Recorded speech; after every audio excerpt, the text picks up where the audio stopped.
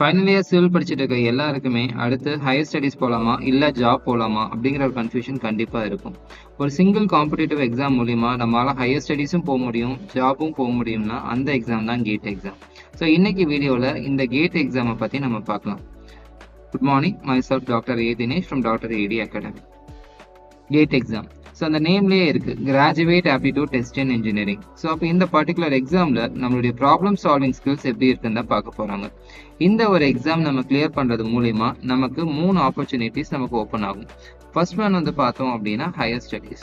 So நம்ம IIT, NIT, IASC இந்த மாதிரி காலேஜஸில் நம்மளால் ஹையர் ஸ்டடீஸ் வந்து ஸ்டைஃபண்ட் படிக்க முடியும்.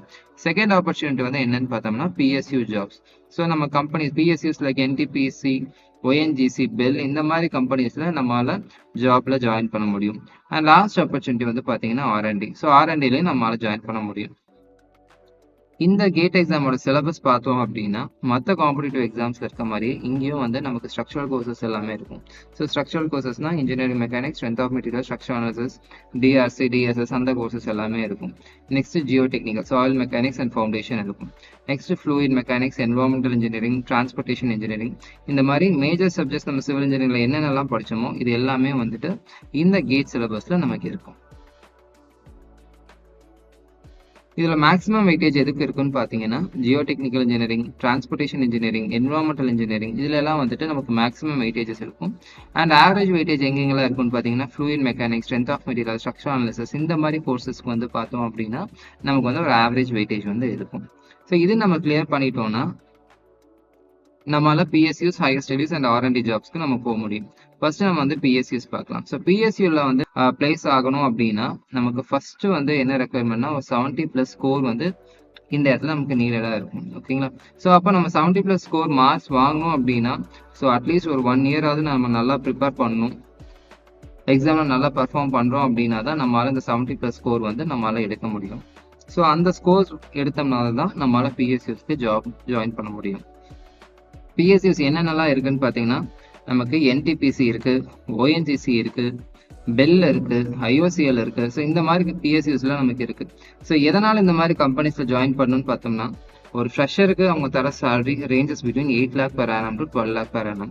ஸோ இந்த ஹை சேலரி இருக்கிறனால தான் ஸோ நிறைய பேர் வந்து இந்த பிஎஸ்யூஸ்க்கு வந்து நம்ம வந்து ஃபோக்கஸ் பண்றோம்.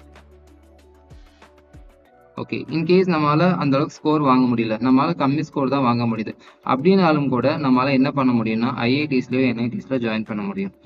பட் இந்த ஐஐடியில் என்ஐடியில் ஜாயின் பண்ணுறதுனாலும் கூட எனக்கு வந்து ஒரு நல்ல காலேஜ் ஐஐடி மெட்ராஸ் தான் வேணும், அது ஸ்ட்ரக்சர்ஸ் தான் வேணுங்கிற பட்சத்தில் நமக்கு நிறைய நல்ல ஸ்கோர் வந்து நமக்கு தேவைப்படும். ஓகே, இல்லை நம்ம வந்து ஜஸ்ட் பாஸ் ஆனாலும் கூட நம்மளால நமக்கு ஏதாவது ஒரு ஐஐடியிலையோ ஏதாவது ஒரு என்ஐடியிலையோ ஏதாவது ஒரு கோர்ஸ் கிடைச்சிடும். பட் இல்லை எனக்கு ஸ்பெசிஃபிக்காக இந்த காலேஜ் தான் வேணும், இல்லை இந்த ஸ்பெஷலைசேஷன் தான் வேணுங்கிற பட்சத்தில் நமக்கு வந்து ஒரு டீசன்ட் ஸ்கோர் வந்து கண்டிப்பாக தேவை.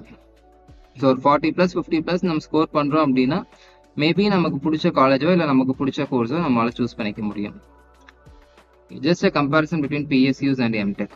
நம்ம பிஎஸ்யூஸ் போகிறங்கிற பட்சத்தில் நமக்கு வந்து ஒரு ஹை சேலரி கிடைக்கும் அண்ட் ஸ்டேபிள் க்ரோத் வந்து கிடைக்கும். எம்டெக் ஜாயின் பண்ணுறோம் அப்படின்னா நம்மளுடைய பொட்டன்ஷியல் நம்ம ஸ்கில்ஸ் வந்து டெவலப் ஆகும் அண்ட் ஆல்சோ நமக்கு நிறைய ஆப்பர்ச்சுனிட்டிஸ் ஓப்பன் அப் ஆகும். ஜாபை பொறுத்த வரைக்கும் இங்கே கவர்மெண்ட் ஜாப் அப்படிங்கிறனால ரொம்ப செக்யூர்டாக இருக்கும். இங்கே வந்து நமக்கு நிறைய ரிசர்ச் ஆப்பர்ச்சுனிட்டிஸ் ஓப்பன் அப் ஆகும். கரியரை பொறுத்த வரைக்கும் இங்கே வந்து நம்ம ஏர்லியர் ஸ்டேஜ்ல 21, 22 நம்ம ஜாயின் பண்ணுறோம் அப்படின்னா டுவர்ட்ஸ் லீடர்ஷிப் நம்ம மூவ் ஆக ஆரம்பிச்சிடும். இங்கே வந்து ஆல்ரெடி சொன்ன மாதிரி இந்த இடத்துல வந்து நம்ம கரியர் வந்து இதர் ப்ரொஃபஸர் அகாடமிக்காகவும் போகும் அல்லது ஆர்என்டி ஓரியன்டாகவும் போகலாம். இங்கே நம்மளோட என்விரான்மெண்ட் எப்படி இருக்கும்னு பார்த்தீங்கன்னா கார்பரேட் என்விரான்மெண்ட்டாக இருக்கும். இங்கே வந்து நம்ம அட்மாஸ்பியர் வந்து பார்த்தீங்க அப்படின்னா ஒரு அகாடமிக் என்விரான்மெண்ட்டாக இருக்கும். கேட் எக்ஸாம் நம்ம எல்லாராலையும் கிளியர் பண்ண முடியும். பட் அதுக்கு வந்து என்னன்னு பார்த்தீங்கன்னா ஒரு 1 இயர் வந்து ஸ்ட்ராங் ப்ரிப்ரேஷன் இருந்தால் நம்மளால நல்ல ஸ்கோர் வாங்கி நம்மளால கிளியர் பண்ண முடியும். டிஎன்பிஎஸ்சி மாதிரி எக்ஸாம்ஸ்லாம் நம்ம பார்க்குறப்போ ஃபைனல் இயர் முடிச்சவங்க தான் எலிஜிபிள். ஸோ நம்ம ஃபைனல் இயர் முடிச்சுட்டு எங்கேயாவது ஒரு பக்கம் ஜாயின் பண்ணி 1 இயர் ப்ரிப்பேர் பண்ணிட்டு அப்புறம் எழுதுறோம். ஆனால் இந்த கேட் எக்ஸாம் மட்டும் 3rd இயர் ஸ்டூடெண்ட்ஸே எழுதலாம், ஃபைனல் இயர் ஸ்டூடெண்ட்ஸே எழுதலாங்கிறனால நம்ம ப்ரிப்பேர் பண்ணுறோமோ பண்ணலையோ நம்ம 3rd இயர்லையும் ஃபைனல் இயர்லையும் போய் அப்பியர் ஆக ஆரம்பிச்சிடும். அண்ட் ஆல்சோ ஹையர் ஸ்டடீஸ் போகிறவங்க மைண்ட் செட் எப்படி இருக்குன்னு பார்த்தோம்னா ஃபைனல் இயர் முடிச்ச உடனே நம்ம வந்து ஒரு ஹையர் ஸ்டடீஸ் போயிடணும், அதாவது முடிக்கிறப்பயே கேட் எக்ஸாம் கிளியர் பண்ணிட்டு ஒரு காலேஜ் ஜாயின் பண்ணிடணும். ஜாப் போகிறவங்களுக்கு அந்த இது இல்லை, அவங்க முடிச்சுட்டு 1 இயர் படிச்சுட்டு போகிறாங்க. பட் இந்த கேட் படிக்கிறவங்க மட்டும் முடிச்ச உடனே ஹையர் ஸ்டடீஸ் போயிடணும் அப்படிங்கிற ஒரு எண்ணம் வந்து இருக்கு. அது தப்பு கிடையாது. பட் காலேஜ் கமிட்மெண்ட்ஸ் இருக்கும் நமக்கு. ஃபார் எக்ஸாம்பிள், நம்ம ப்ரிப்பேர் பண்ணிட்டு இருக்கோம், திடீர்னு ஒரு இன்டர்னல் எக்ஸாம் வரும். என்னதான் நம்ம ஒரு நாள் முன்னாடி தான் படிக்கிறோங்கிறனாலும் நம்ம அதுக்குன்னு ஒரு டைம் வந்து நம்ம ஸ்பெண்ட் பண்ணுவோம். அந்த 1 வீக் அல்லது 10 days வந்து நமக்கு எக்ஸாமில் ஃபோக்கஸ் பண்ண முடியாமல் போயிடும். காலேஜ் ஏதாவது கல்ச்சுரல்ஸ் வரும், அசைன்மெண்ட்ஸ் வைக்க சொல்லுவாங்க, ஏதாவது ஒரு கமிட்மெண்ட் காலேஜில் இருக்கும். ஓகே, ஸோ அப்போ நம்ம என்ன ஆகணும், ஆட்டோமேட்டிக்காக டைவர்ட் ஆகிடுவோம். ஸோ ஜஸ்ட் சஜஷன் என்னன்னு பார்த்தோம்னா, நம்ம எப்படி இந்த டிஎன்பிஎஸ்சி படிக்கிறவங்கெல்லாம் ஃபைனல் 4 வருஷம் முடிச்சுட்டு அதுக்கப்புறம் வந்து படிக்கிறாங்களோ அதே மாதிரி கேட் எக்ஸாமும் வந்து நீங்களும் அந்த அளவுக்கு டைம் ஸ்பெண்ட் பண்ணுறீங்க. காலேஜில் இருக்கப்போ கிளியர் பண்ண முடியாதுன்ட்டு இல்லை, காலேஜில் எல்லா கமிட்மெண்ட்டோடையும் உங்களால் கிளியர் பண்ண முடியும். அப்படின்னா 1 year நீங்கள் அதுக்காகவே டெடிக்கேட்டடாக நீங்கள் ஸ்பெண்ட் பண்ணுறப்போ அந்த அட்மாஸ்பியரில் நீங்கள் வாங்குற ஸ்கோரை விட நீங்கள் தனியாக 1 year அதுக்குன்னு டெடிக்கேட்டடாக படிக்கிறப்போ இன்னும் உங்களால் அதிகமாக ஸ்கோர் வாங்க முடியும். ஸோ ஒரு வாட்டி தான் எம்ஏ படிக்கிறோம், அதை ஒரு பெஸ்ட்டாக ஸ்கோர் வாங்கி ஒரு பெஸ்ட் காலேஜில் நம்மளால் படிக்க முடியும். ஸோ ஒரு 1 year ப்ரிப்ரேஷன் அப்படிங்கிறது ரொம்ப எசென்ஷியலாக இருக்குது ஃபார் கேட் எக்ஸாம். அதில் ஃபர்ஸ்ட் 6 மாதம் வந்து பார்த்தோம்னா இந்த ஃபண்டமெண்டல்ஸ் எல்லாத்தையுமே நம்ம ஸ்ட்ராங் பண்ணுறோம்.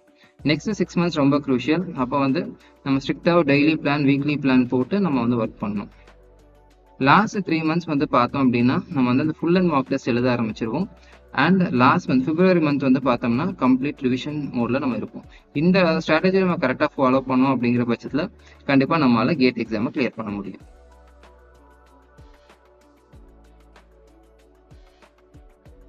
Okay, mark test.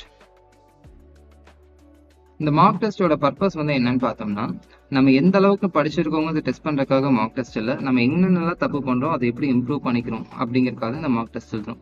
So GATE exam prepare பண்ணுற எல்லாருமே இந்த டேர்ம்ஸ் எல்லாம் கேள்விப்பட்டிருப்பீங்க. நம்ம டாபிக் வைஸ் டெஸ்ட் எழுதுவோம், நெக்ஸ்ட் சப்ஜெக்ட் வைஸ் டெஸ்ட் எழுதுவோம், third one mixture subject test எழுதுவோம், ஃபைனலாக ஃபுல் அண்ட் மார்க் டெஸ்ட் எழுதுவோம். ஸோ இதெல்லாம் தான் நம்ம கேட் எக்ஸாமில் நம்ம எழுதக்கூடிய டெஸ்ட். பிஃபோர் கேட் எக்ஸாம் இந்த மாதிரி தான் நம்ம டெஸ்ட் பேட்டர்ன் எழுதிட்டு போயிட்டு இருக்கோம். இதில் நீங்கள் ஃபஸ்ட்டு எழுதுகிற டெஸ்ட்லேருந்து நம்ம வந்து என்ன ஃபோக்கஸ் பண்ணணும்னு பார்த்தோம்னா 2 விஷயத்த ஃபோக்கஸ் பண்ணணும். ஒன்று வந்து ஸ்பீட், இன்னொன்று வந்து அக்யூரசி. ஸ்பீட் அப்படின்னா என்னென்னா, 1 மணி நேரத்தில் எவ்வளோ கொஷின் நம்மளால் சால்வ் பண்ண முடியுங்கிறது ஸ்பீட், அதில் எவ்வளோ கொஷின் கரெக்டாக போடுறோம் அப்படிங்கிறது அக்யூரசி. ஸோ இதை நம்ம ஃபோக்கஸ் பண்ணிகிட்டே வருவோங்கிற பட்சத்தில் டெஃபினட்டாக நம்ம மார்க்ஸ் வந்து அடுத்தடுத்த டெஸ்ட்டில் கொஞ்சம் இம்ப்ரூவ் ஆகிட்டு வரும். இந்த டைம் மேனேஜ்மெண்ட் அண்ட் ஸ்ட்ராட்டஜி எல்லாமே நெக்ஸ்ட் வீடியோவில் நம்ம கிளியராக பார்க்கலாம். ஸோ இங்கே நான் என்ன கம்யூனிகேட் பண்ண வரேன்னு பார்த்தீங்கன்னா, நீங்கள் படிக்கிறவங்க ஸோ இனிஷியலாக ஸ்டார்ட் பண்ணுறப்போ ஹை வெயிட்டேஜ் சப்ஜெக்ட்லேருந்து ஸ்டார்ட் பண்ணுங்கள். வெயிட்டேஜை பொறுத்து அதுக்குன்னு ஒரு டைமை ஃபிக்ஸ் பண்ணிவிட்டு அதுக்கேற்ற மாதிரி படிங்க. டெஃபினட்டாக ஒரு weekly and daily goal set பண்ணிவிட்டு படிக்க ஆரம்பிங்க. முடிஞ்ச அளவுக்கு நம்ம கேட் ப்ரிப்பேர் பண்ண ஒரு கிளாஸுக்கு 4 பேராவது நம்ம கேட் எழுதுவோம். ஸோ அப்படி கேட் யாரெல்லாம் எழுதணும்னு நினைக்கிறீங்களோ அவங்களாம் நமக்குள்ளேயே ஒரு குரூப் ஃபார்ம் பண்ணிக்கலாம். நமக்குன்னு ஒரு ஸ்மால் மைல் ஸ்டோன்ஸ், ஒரு வீக்லி இதெல்லாம் முடிக்கணும், ஒரு மந்த்ல இதெல்லாம் முடிக்கணும்னு செட் பண்ணிட்டு நம்ம ப்ரோக்ரஸ் பண்ணுறவங்கிற பட்சத்தில் நம்மளால சிஸ்டமேட்டிக்காக ஒரு ப்ரோக்ரஸ் இருக்குங்கிறது நம்மளால ஃபீல் பண்ண முடியும். ஸோ ஃபைனலாக நான் என்ன சொல்ல வரேன்னு பார்த்தோம்னா, கேட் எக்ஸாம் ப்ரிப்பேர் பண்ணுறவங்க எல்லாரும் கொஞ்சம் ஏர்லியராக ஸ்டார்ட் பண்ணுங்க. ஸோ 1 year ப்ரிப்ரேஷன் அப்படிங்கிறது கண்டிப்பாக வேணும் ஒரு நல்ல ஸ்கோருக்கு. So start early. And marks வந்து பார்த்தீங்கன்னா ஒரு நல்ல மார்க்குக்கு டார்கெட் பண்ணுங்கள். நல்ல மார்க்குக்கு டார்கெட் பண்ணுறப்போ நமக்கு மோர் நம்பர் ஆஃப் ஆப்பர்ச்சுனிட்டிஸ் அதை கிரியேட் பண்ணி கொடுக்கும். அண்ட் லாஸ்ட் ஒன் பார்த்தோம்னா ஹெல்த் அண்ட் மார்க் ரெண்டுமே நமக்கு முக்கியம் தான். ஸோ ரெண்டையும் கரெக்டாக பேலன்ஸ் பண்ணி எடுத்துகிட்டு போங்க. இன்னும் ஃபர்தராக உங்களுக்கு ஏதாவது டவுட்ஸ் இருக்குது அப்படின்னா இங்கே இருக்கிற டீட்டெயில்ஸ்க்கு கான்டாக்ட் பண்ணுங்கள். தேங்க்யூ.